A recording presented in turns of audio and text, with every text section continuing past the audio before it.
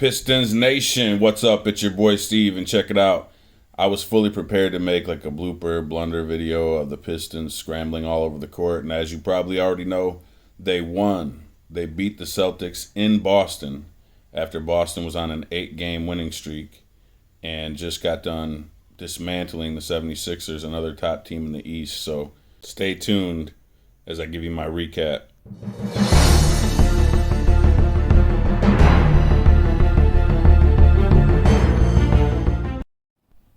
All right, so last night I got to see one of the things I really wanted to see out of the Pistons, and that was Marvin Bagley III playing alongside of Beef Stew. And it wasn't for very long, but it was nice to see. He also played alongside Kelly Olynyk, who scored 15 points and finally looked like the serviceable big he's supposed to be. And while Marvin Bagley III only had 6 points and 6 rebounds, he had a really good game. But that's not the star of the show. Let's talk about the fact that Saddiq the Beast Bey, that's it. I'm calling him the Beast from now on because he is just a beast, and I expect him to grow even more. And in a lot of ways, he reminds me of Middleton that the Pistons gave up on and the Bucks now enjoyed for a championship, but that's another story. Anyway, Saddiq the Beast Bey, Cade Cunningham, and Jeremy Grant all went off for 20-plus points in the game.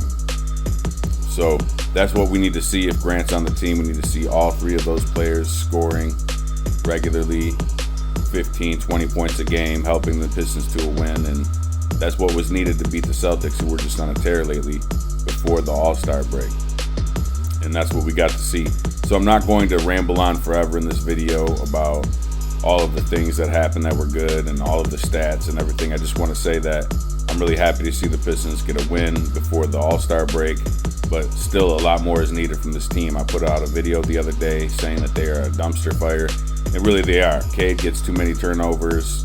In my opinion, he's more of a shooting guard than a point guard, but he has point guard skills, and he needs to be able to lower his turnovers, that's for sure.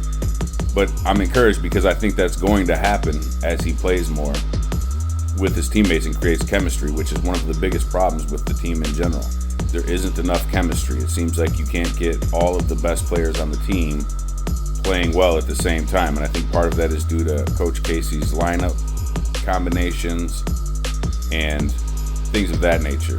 You have guys that, like they said in a press conference recently, they're just trying to figure out basically who's going to be here and things of that nature. They're not playing to try to get in the playoffs. They know their talent pool is rather low right now, but after this coming summer, they should be able to have enough good players that they can start to build chemistry and challenge for a play-in spot. When you look at what they're going to get in the draft, they're going to have a number 1 pick that should be in the top 5, maybe even the first overall. They're going to have lots of cap space to sign free agents, and there's a couple good ones out there that could really help improve the team. I'd like to see them get either DeAndre Ayton or Miles Bridges, and now that they have Bagley III and Isaiah Stewart, as well as Luka Garza with 1 year under his belt, split between the G League and the NBA, it would be nice if they got a guy like Miles Bridges and then traded off Grant for another first-round pick or 2. If they can pull that off, then they're going to have 3 young players that they just acquired, along with a young vet such as Miles Bridges, who is just starting to come into his prime, which would be perfect. And I'd love to see them add a point guard in free agency to go alongside with Cade Cunningham, who can also shoot, drive the basket, and get kickouts. I haven't identified who I think would be a good one for them to do yet, for them to acquire yet, but I really hope that they do, because I think Cade would be a lot better off if he didn't handle the ball as much and was shooting a la Klay Thompson.